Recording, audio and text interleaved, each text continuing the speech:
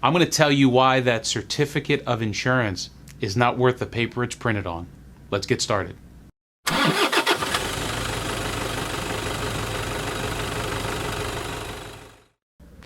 Hey everybody, my name is Alex Barthet with thelienzone.com. Today we're going to talk about certificates of insurance and why, in some instances, they're not even worth the paper they're printed on. So let me tell you a story about a client of ours who came to us and he had a certificate of insurance from his subcontractor. So he thought his subcontractor had the proper insurance. This was for a residential project. And the subcontractor was the roofer.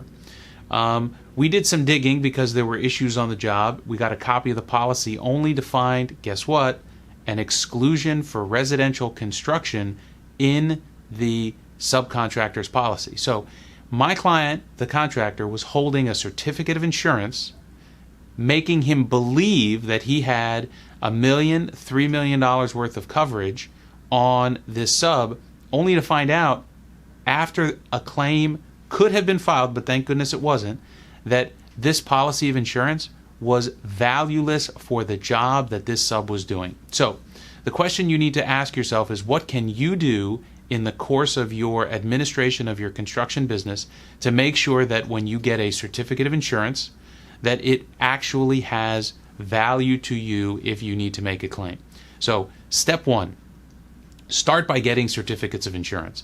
Some of our clients don't even get certificates of insurance. That's a bad habit to be in. You need to administratively manage your construction business very carefully so you manage this risk. So number one, get certificates of insurance from every subcontractor and subcontractor. Anyone that's on that job that you are managing, you need to get their certificate of insurance. By the way, this applies to you even if you're a sub. So if you're a sub and you have subs on the job, so people that you've hired, you need to get their certificates of insurance. So now you have their certificate of insurance. Make sure that, one, it is a certificate of insurance that is currently valid, that it's issued to you. That's the bottom section of the Accord form, to make sure that it was issued to you versus some certificate of insurance he pulled from another job. Next, if you have any doubt about the validity of the policy or the certificate, pick up the phone and call the agent that allegedly issued it. Verify that, one, the policy is still in effect, and two, that broker actually issued that certificate. We have had clients who have obtained in their possession certificates of insurance only to call the broker to find out, oh yeah, we issued that certificate, but then 2 days later, the subcontractor came in and he canceled the policy and got a refund. So now you have a certificate of insurance for a subcontractor on a job where there actually is no insurance. Next, you need to calendar all of the renewal dates that are listed in the certificates of insurance so that you know that if this policy expires at the end of April, that at the beginning of April, you're already talking to the sub to make sure that you get a new certificate of insurance. Now, let's talk about what you can do to make sure that you actually protect yourself from the situation I described at the beginning.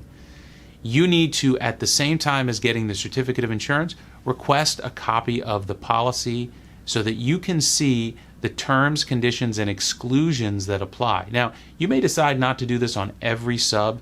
Maybe you do it once a year for your major subs. It is a bit of a hassle. Some insurance agents for bigger clients will do this as part of their process of managing risk for their contractor clients. Whatever you do, just recognize that you are not protected just because you're holding a certificate of insurance, because there could be limitations and exclusions, or the policy could have lapsed, non-payment could have occurred, it could have been canceled.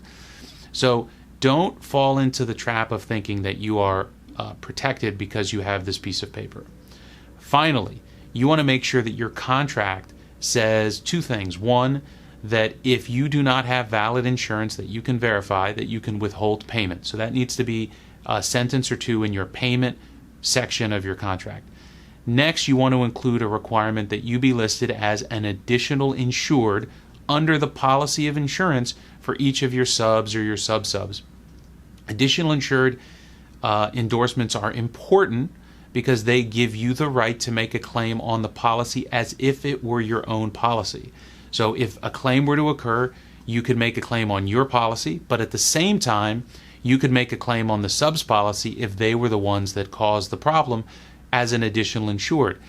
If you are not an additional insured, what you have to do is you have to sue the sub who caused the problem, and that will trigger their insurance. If you are an additional insured, you can make a claim on the policy as if it was your own policy. Keep these tips in mind when you're getting certificates of insurance. It's very important. If you have any questions about contract language or managing your risk on a construction project, let us know. Send me an email at alex@barthet.com. Check us out on the Lien Zone. Make sure to check out our Instagram page where we post daily some funny construction pictures. I'll tell you, I hope those people had good certificates of insurance when you see those pictures. See you next time.